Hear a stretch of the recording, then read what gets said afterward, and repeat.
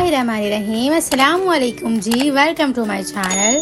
आज मैं आपको ना बहुत ही मज़ेदार सी बिना सिलबट्टे पे पीसे हुए जूसर मशीन में ही ना बन जाने वाली मंगोचियों की रेसिपी शेयर करने वाली हूँ। कुछ लोग इसे मूंग की दाल के पकोड़े भी कहते हैं, तो इसकी रेसिपी आपके साथ शेयर करूँगी, वो भी ब्लेंडर जूसर मशीन में। तो मज़ेदार सी इस रेसिपी को आपने एंड तक लाजमी से देखना है और रेसिपी अच्छी लगे तो रेसिपी को हम जब भी ज़रूर से देना है। तो चलें फिर रेसिपी को स्टार्ट करते हैं। बिस्मिल्लाहिर्रहमानिर्रहीम। यहाँ पर मैंने ना 300 ग्राम्स के करीब मूंग की दाल को ना आधा घंटा के लिए धोकर भिगोकर रख देना है। आप चाहें ना तो मैक्सिमम भी इसे 2 घंटा के लिए भिगोइएगा। इस तरह से ना इसे ना पेस्ट बनाने में बहुत ज़्यादा आसानी होती है, लेकिन मेरे पास थोड़ा सा कम टाइम था तो मैंने यहाँ पर सिर्फ आधा घंटा इसे भिगोया था।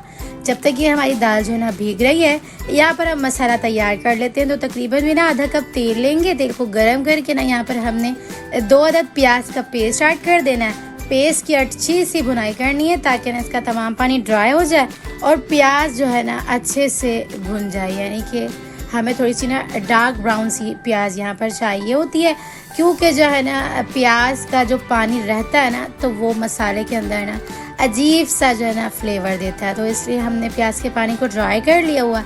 इसके बाद 2 अदद टमाटर की यहाँ पर हमने प्यूरी ऐड कर देनी है। साथ ही यहाँ पर जो है ना ड्राई मसाले भी ऐड कर देंगे, लेकिन जो है ना हमने यहाँ पर 2 अदद लहसुन और अदरक का पेस्ट भी ऐड कर दिया था। तो इसकी यहाँ पर जो है ना क्लिप थोड़ा सा मिस हो गया था, तो मैं आपको बता रही हूँ कि प्याज लहसुन अदरक का पेस्ट और टमाटर ऐड करने के बाद जो है ना 1 टेबल स्पून नमक, 1 टेबल स्पून लाल मिर्चों का पाउडर, ½ टी स्पून हल्दी पाउडर, 1 टेबल स्पून धनिया पाउडर, ½ टी स्पून गरम मसाला पाउडर ऐड करके ना मसालों की प्याज और टमाटर में अच्छी सी भुनाई कर लेनी है। इसके बाद जो है ना इसे हमने तकरीबन भी जो है ना 10 मिनट के लिए मीडियम टू हाई फ्लेम पे रख के कुक करना है। इस तरह से मसाला जल्दी से भुन जाएगा।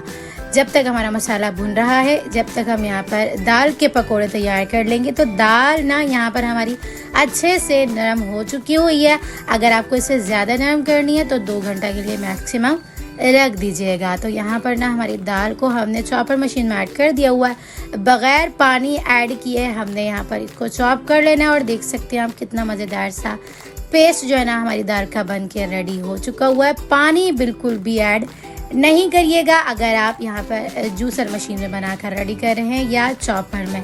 तो मैंने आपको टिप दे दी हुई है, अगर आप पानी ऐड करेंगे तो आपका जो है ना पकोड़े बिल्कुल बिखर जाएंगे जब आप इसे तेल में फ्राई करेंगे। यहाँ पर एक बाउल के अंदर हमने दाल को शिफ्ट कर दिया हुआ है। पिसी हुई दाल के अंदर हमने आधा कप के करीब यहाँ पर जो है ना कटिंग की हुई प्याज ऐड कर दी है। 2 से 3 कटिंग की हुई हरी मिर्च ऐड कर दी हुई हैं। 1 टीस्पून नमक, 1 टीस्पून लाल मिर्चों का पाउडर ऐड करके ना 1 टीस्पून जो मीठा सोडा होता है ना, जो कि खानों में ऐड किया जाता है, तो वो ऐड कर दिया। ये सिर्फ इसलिए ऐड किया जाता है ताकि हमारे जो पकोड़े हैं ना वो थोड़े से नरम और अंदर से सॉफ्ट बन के रेडी हों। इसी तरह से डायरेक्ट से हमने इस बैटर को ना पकोड़े बनाकर रेडी कर लेना है।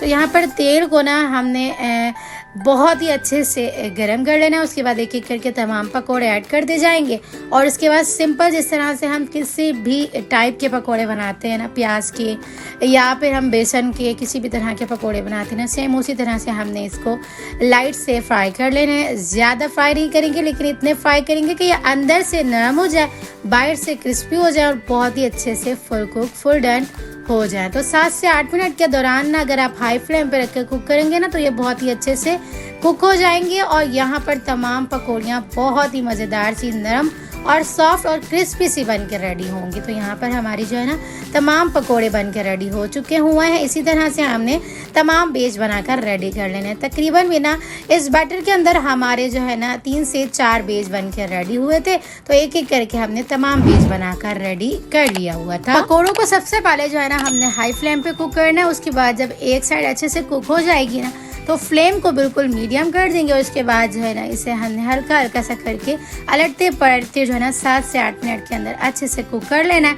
और इसी तरह से हमारे तमाम पकोड़े बन के रेडी हो चुके हुए हैं। और यहाँ पर हम जो है ना यहाँ पर ग्रेवी चेक कर लेंगे, यानी कि मसाला हमारा अच्छे से भुनाई के नहीं। तो यहाँ पर हमारा मसाला भी अच्छे से भुन चुका हुआ है, तेल भी अच्छे से ऊपर आ चुका हुआ है। जब तेल अच्छे से ऊपर आ जाए तो इस टाइम पे आके हम यहाँ पर तमाम पकोड़े ऐड कर देंगे जो कि हमने फ्राई करके रखे थे।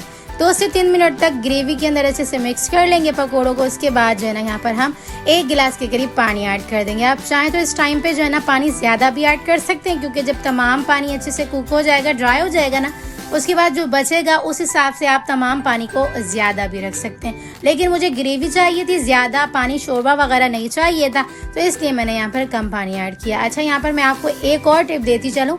यहाँ पर ना इस टाइम पे पकोड़े जो है ना वो पानी अच्छे से और भी पी लेंगे।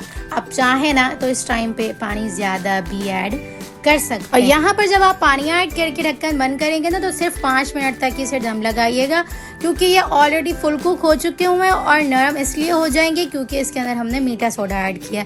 अगर आप ज़्यादा देर इसे कुक करेंगे ना तो ये बिल्कुल इसी टाइम पे बिखर जाएंगे, तो इसलिए सिर्फ 5 मिनट के लिए अच्छे से कुक करेंगे। उसके बाद जो है ना यहाँ पर लास्ट में हमने हरा धनिया या आप चाहें तो हरी मिर्च कटिंग की हुई भी ऐड कर सकते हैं। उसके बाद ना यहाँ पर 5 मिनट का दोबारा से दम लगा के अच्छे से कुक कर लेंगे और इसी तरह से हमारे मज़ेदार, नरम, सॉफ्ट और बहुत ही डिलीशियस खुशबूदार से हमारे जो है ना मंगोचियों का सालन बन के रेडी हो चुका हुआ है। जो लोग बनाते हैं और जो लोग नहीं बनाते, पहली बार देख रहे हैं इस रेसिपी को, तो ज़रूर से मेरी रेसिपी को ट्राई करिएगा। और जो लोग बनाते हैं तो मेरी रेसिपी से एक बार ट्राई करके देखिएगा। बहुत ही मज़ेदार सी ये रेसिपी बन के रेडी होती है। देख सकते हैं आप अंदर से कितने नरम सॉफ्ट से बन के रेडी हुए हैं और एक भी गुठली जो है ना वो अंदर बनी नहीं है। तो मज़ेदार सी इस रेसिपी को एक लाइक तो ज़रूर से बनता है। तो चलें फिर मिलते हैं नेक्स्ट वीडियो में। जब तक अपना ख्याल रखिएगा, मुझे दुआओं में याद रखिएगा। मिलते हैं नेक्स्ट वीडियो बहुत ही आसान, सिंपल और यूनिक सी रेसिपी के साथ। अल्लाह हाफ़िज़।